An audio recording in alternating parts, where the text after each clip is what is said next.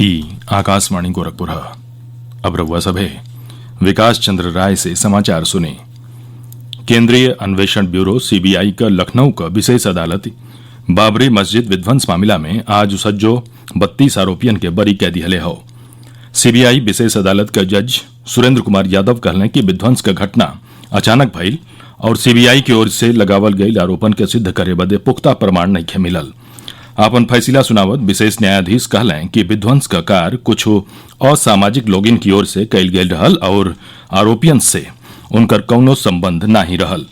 ब्यौरा हमरे संवाददाता से। 6 दिसंबर 1992 को अयोध्या में 16वीं सदी के बाबरी ढांचे को गिराए जाने के 28 सालों के बाद आए इस विशेष अदालत के फैसले ने भारतीय जनता पार्टी, विश्व हिंदू परिषद और बजरंग दल के कई दिग्गज नेताओं को बड़ी राहत दी है। आज जिन 32 आरोपियों को बरी किया गया, उनके ऊपर भारतीय दंड संहिता की कई धाराओं के तहत आरोप लगाए गए थे, जिनमें आपराधिक साजिश रचने, दंगा फैलाने, समुदायों के बीच नफरत फैलाने और गैर कानूनी तरीके से भीड़ इकट्ठा करने के आरोप शामिल थे। सुनवाई के दौरान केंद्रीय अन्वेषण ब्यूरो ने 351 गवाह पेश किए और लगभग 600 पन्नों के दस्तावेज अदालत के सामने रखे गए। शुरुआत में अदालत ने कुल 49 लोगों के खिलाफ आरोप तय किए थे, जिनमें से 17 की मौत इतने लंबे समय तक केस खींचने के दौरान हो गई।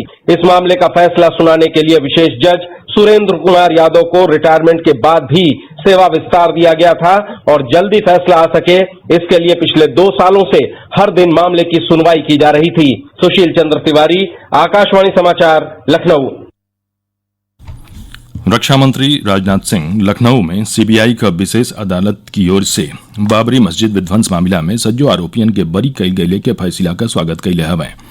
एगो ट्वीट में श्री सिंह कहलें कि ई फैसला इस साबित कह दिया हो कि न्याय का हमेशा जीती होले। लाल कृष्ण आडवाणी और मुरली मनोहर जोशियो विशेष अदालत के फैसला का हार्दिक स्वागत कैले हवे। प्रधानमंत्री नरेंद्र मोदी हाथरस सामूहिक दुष्कर्म घटना के लेके प्रदेश का मुख्यमंत्री योगी आदित्यनाथ से बात कैले हवे। हाथरस में सामूहिक दुष्कर्म पीड़िता दिल्ली के अस्पताल में दम तोड़ दिहलस।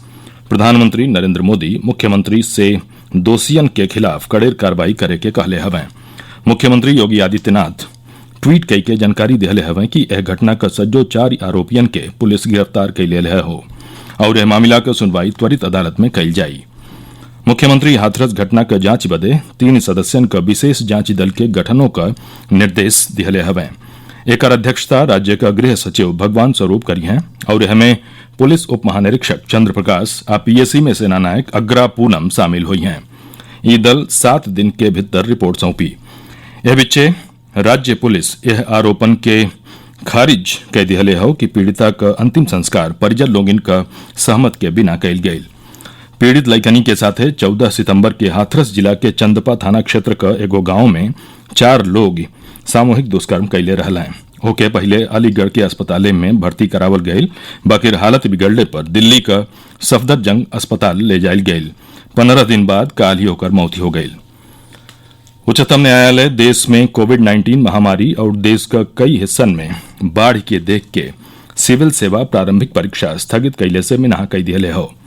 संघ लोक सेवा आयोग की ओर से सिविल सेवा प्रारंभिक परीक्षा 4 अक्टूबर के आयोजित होके के बाद न्यायमूर्ति एएम खानविलकर, न्यायमूर्ति बीआर गवई और न्यायमूर्ति कृष्णा मुरारी केंद्र से ऐसन उम्मीदवारन के एगो औरियो मौका देवे के कहले हवें जवन महामारी के नाते पछिला बेर इम्तिहान नाही दे पौलें।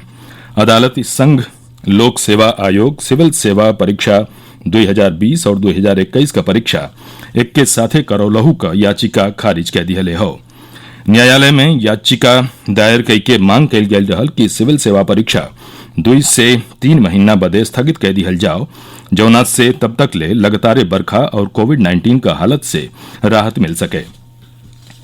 देश में पिछला 24 घंटा में कोविड-19 से 80,472 लोगिन के संक्रमित भइले के सतही संक्रमित लोगिन का संख्या 62 लाख से बेसी हो गई हो। स्वास्थ्य मंत्रालय बतौले हवे कि स्वस्थ लोगिन की संख्या 51,87,825 भइले के साथे ठीक होखले का दर 83.33% हो गई हो। कोविड-19 से कुल संक्रमित लोगिन की संख्या 62,25,763 हो गई हो। यह संक्रमण से एक दिन में 1179 लोग इनका मौती भैली हो। मरे वालन का कुल संख्या 97,497 हो गई हो। इस समय देश में कोरोना का 9,40,441 सक्रिय मामला हो। समाचार पूरा भइल। नमस्कार।